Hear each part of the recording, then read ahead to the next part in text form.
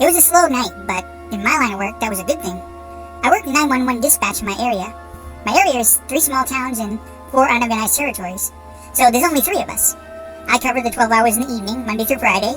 Another co-worker does the 12 hours morning opposite me. The third covers the entire weekend. We don't see a lot of crime in our area, so most of the calls are health or fire related, and even those are few and far between. Gave us a lot of free downtime, so we'd play games, watch TV, and read books in between calls. It was well after midnight. My last call was over 2 hours ago. Somebody had hit a deer outside of town and needed a tow. I was buried in my book when the phone rang. I put on my headset and answered it. 911, what's your emergency? I said. Silence. You've reached 911. How can I help you? I asked again. Still nothing. Either a prank call or somebody that can't respond. I pulled up the phone info so I could direct the police where to go, but came back as blocked. That's odd, I frowned. There shouldn't be any restricted lines. We have access to all the phone numbers, locations, and cell phone pings, so how is this even possible? Hello? I asked again. I can't seem to get the info on your phone. You'll need to help me out here a bit. This time, I heard a giggle as a response. I frowned again.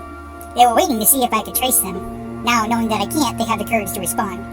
I sighed and hung up. Prank caller. I got back to my book. Normally, we'd forward these type of calls to the police so they could handle it, but obviously, that wouldn't work in this case. About a page further into my book, the phone rang again, and I picked up. 911, what's your emergency? I asked. There's a crime in progress I'd like to report.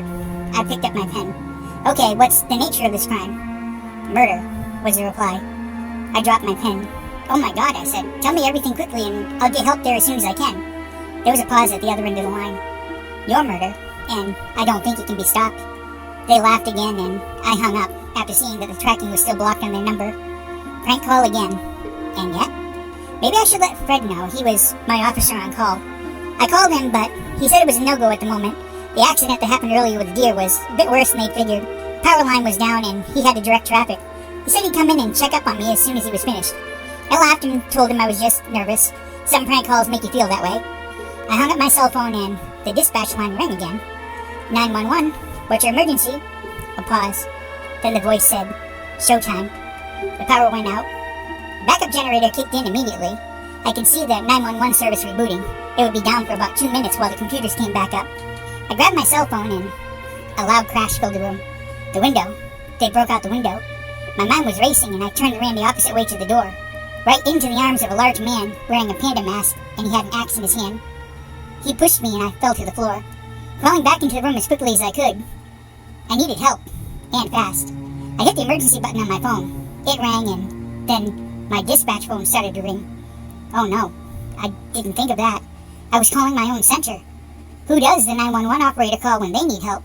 The thought was in my head, right up until the axe hit me in the back of my skull, and then it wasn't.